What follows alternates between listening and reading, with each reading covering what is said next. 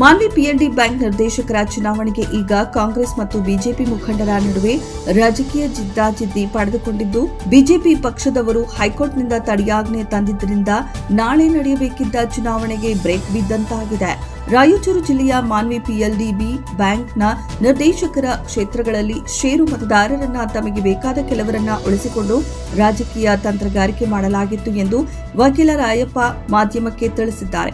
Manvi PLD ಬ್ಯಾಂಕ್ಗೆ ಕಾಂಗ್ರೆಸ್ ಬೆಂಬಲಿತ ಮುಖಂಡರು ನಿರ್ದೇಶಕರಾಗಿ ಅನ್ಕಾಂಟೆಸ್ಟ್ ಆದರೆ ಕುರುಡಿ ಕ್ಷೇತ್ರ ಜನರಲ್ ಇದ್ದ ಕಾರಣ ಏಪ್ರಿಲ್ 17ರಂದು ಚುನಾವಣೆ ನಿಗದಿಯಾಗಿತ್ತು. ಆದರೆ ಒಟ್ಟಾರೆಯಾಗಿ ನೋಡಿದ್ರೆ ಮಾನ್ವಿ ಪಿಎಲ್ಡಿ ಬ್ಯಾಂಕ್ ಚುನಾವಣೆಗೆ ತಡೆಯಾಜ್ಞೆ ತಂದ ಬಿಜೆಪಿ ಮುಖಂಡರ ನಿಲುವಿಗೆ ಕಾಂಗ್ರೆಸ್ ಮುಖಂಡರು ಯಾವ ನ್ಯಾಯಾಲಯಕ್ಕೆ ತೆರಳುತ್ತಾರೆ ಎಂಬುದು ಕಾದು ನೋಡಬೇಕಿದೆ. ಪಿಎಲ್ಡಿ ಬ್ಯಾಂಕಿನ ಚುನಾವಣೆ ಪ್ರಕ್ರಿಯೆಗೆ ಸಂಬಂಧಿಸಿದಂತೆ ಜೆ ಸುಧಾಕರ್ ಮತ್ತು ಇತರರು ಸದರಿ ಚುನಾವಣೆಯ ಪ್ರಕ್ರಿಯೆ ನಿಯಮಬಾರವಾಗಿ ನಡೆಯುತ್ತಿದ್ದ ಕಾರಣ ಮತ್ತು ಮತದಾರರನ್ನು ವಂಚಿತಗೊಳಿಸಿ ಕಾರಣ ಮತದಾರರಿಂದ ವಂಚಿತರಾಗಿರ್ತಕ್ಕಂಥ ಮತದಾರರು ಕಲಬುರಗಿ ಹೈಕೋರ್ಟ್ನಲ್ಲಿ ಈ ಚುನಾವಣಾ ಪ್ರಕ್ರಿಯೆ ನಡೆಯದಂತೆ ಒಂದು ದಾವಾ ಅರ್ಜಿ ಹಾಕಿದರು, ಚುನಾವಣಾ ಪ್ರಕ್ರಿಯೆ ತಡೆಗೊಳಿಸುವಂತೆ.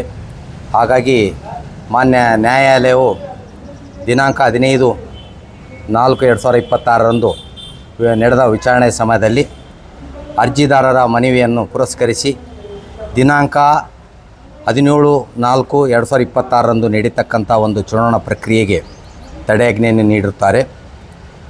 ಆ ಒಂದು ಚುನಾವಣಾ ಪ್ರಕ್ರಿಯೆಗೆ ತಡೆಯಾಜ್ಞೆ ನೀಡಿದ ಕುರಿತು ನಾವು ಮಾನ್ಯ ರಿಟರ್ನಿಂಗ್ ಆಫೀಸರ್ ಚುನಾವಣಾಧಿಕಾರಿಗಳು ಪಿಎಲ್ಡಿ ಬ್ಯಾಂಕ್ ಇವರಿಗೆ ಒಂದು ಪ್ರತಿಯನ್ನು ಸಲ್ಲಿಸಿದ್ದೇವೆ.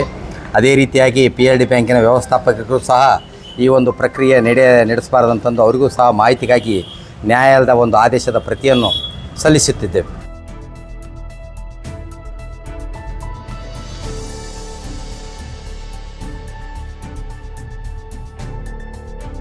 ವರದಿ ಶಫೀಕ್ ಹುಸೇನ್, ಮಾನವಿ.